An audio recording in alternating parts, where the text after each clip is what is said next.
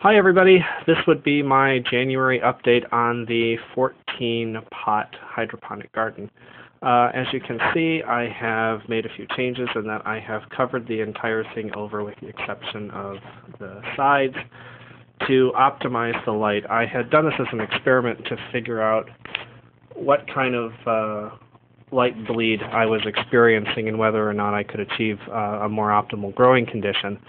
As you see, I've got just tin foil in each and all the sides and a fold-down cover for the front of the garden. Well, I think you can all see the difference.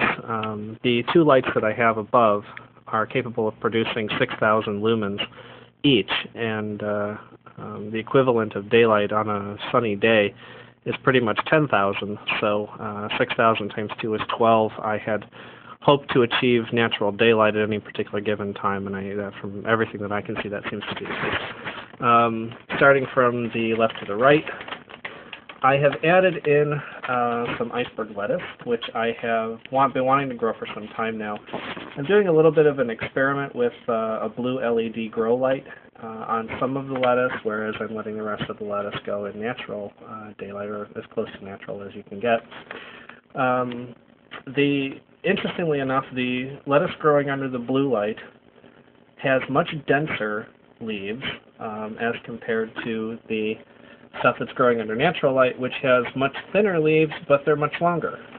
Kind of an interesting surprise there. I know that the blue wavelength that these LED grow lights are tuned into is to promote growth, but it seems like it's promoting a very dense growth, which should be interesting in seeing how the difference in the lettuce turns out. These are iceberg lettuce.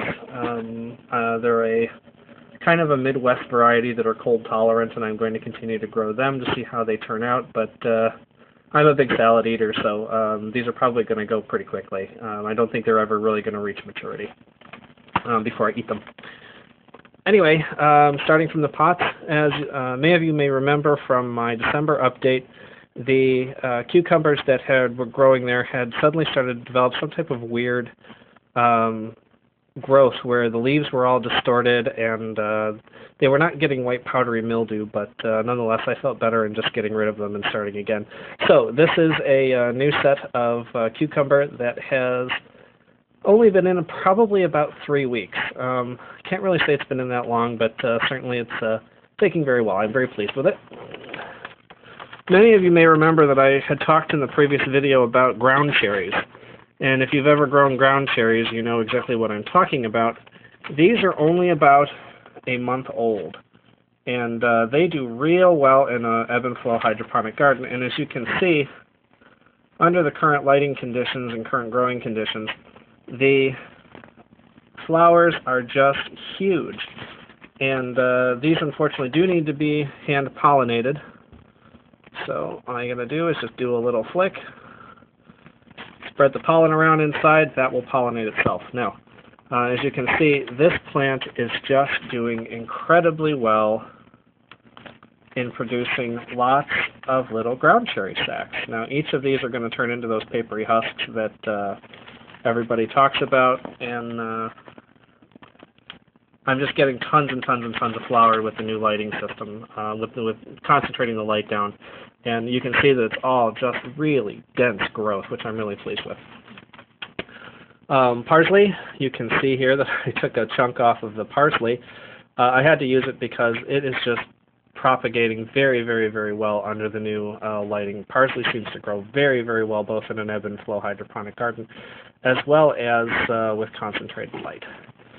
The oregano, the secondary oregano, which I grew from seed, is doing extremely well. You can see that there's nice compact growth, that the leaves are broad, they've got good color, they've got good structure. Everything seems like it's appropriating the light very, very well. And the oregano is just absolutely flavorful. I mean, I can't tell you how strong the flavor is. Now, a good friend of mine had told me to vary the growing condition under which I treat the herbs, and the herbs will get far more plentiful in their flavor and in their texture. A professional chef gave me that little piece of advice after growing herbs in her kitchen for years and years and years. So I am going to play around with the nutrient solution a little bit and see if I can get that to actually occur. The original oregano plant that most of you saw before is not growing spindly anymore. The light, concentrating the light, has made just a huge difference, and it still is a very invasive plant. If I were to grow this outside, I would definitely be cutting this back because it grows like a weed. Like dandelions pop up everywhere, so does this thing. This thing just shoots out trailers everywhere. The thyme, you can see here that I've taken a chunk off the thyme, but there is a lot of new growth coming up, and that's what all those little light-colored greens are. Those are all new thyme plants shooting out from the stems. Now, thyme is generally a slow grower. It's like rosemary. It takes a full season to develop a full crop. But under these conditions, I'm noticing that the thyme seems to regenerate itself after I take a cutting, and it generates very, very quickly. So I'm very pleased with that as well. The rosemary, well, enough said about rosemary. We use rosemary regularly for just about everything. So mash up some butter or some oil with some rosemary and slip it under the skin of a chicken before you cook it, and it is absolutely fantastically delicious. So rosemary, can't say enough good things about rosemary. Sage, obviously sage is doing well. I don't really have too much of a use for sage. I like sage in dressings, and I like sage when I'm cooking poultry. But too much sage is kind of a burnout. You can get a burnout from that. So some of the stalks on the sage plant I've had to throw away. But I have noticed that in the fireplace they actually do add a nice smell to the house when I burn them. And it is winter here in Chicago, so we have the fireplace going fairly regularly.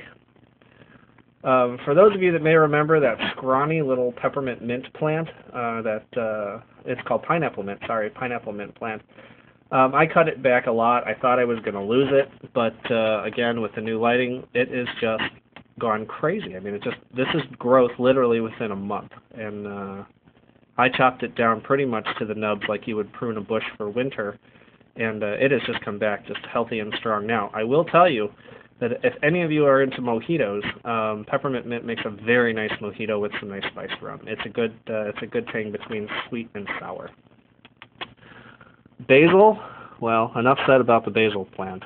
We have taken cuttings off of this, cuttings upon cuttings upon cuttings. I have been in a regular production mode for homemade pesto, and I love pesto. I can't get enough pesto.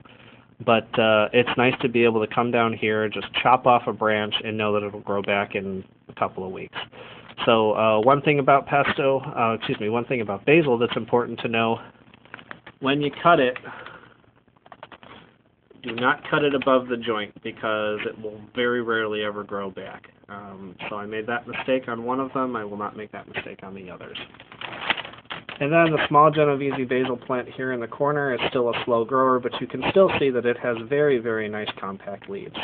Extremely dense, not at all stalky, not at all sticky, and the leaves are just as tasty as anything. My one casualty is the Calamandan orange I brought back from Florida. I seriously overwatered it. And all the research that I've done tells me that I should just leave it be for a couple of weeks and see if the root ball dries out.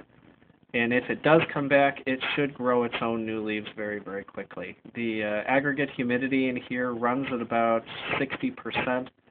Which is pretty good for growing citrus, so I'm kind of disappointed that I lost that one. I really wanted to have a Calamandan orange plant, but I'm not going to cry over it too much. It was only a couple of bucks. The Hawaiian Thai plant has gone extremely well with growth. I am very, very pleased with how broad the leaves are. I'm very pleased with the fact that it continues to produce new growth. The dense growth on the stalk itself is evident that the nutrient solution does a remarkable job of feeding the plant exactly what it needs. This is a shade plant, so there is no real jeopardy in keeping it indoors. All it needs is just a little bit of light every now and again, and it does a great job of producing leaves. As you can see here, these are my two latest cuttings from the sage plant that I'm going to turn into a nice pork loin roast tonight. I saw a recipe on television that I'd like to try, which is to wrap a pork loin roast in sage and then cook it and let the sage seep into the pit. Otherwise, it's kind of become my dumping ground of cuttings, which is basil that had already flowered, and one basil plant had already flowered.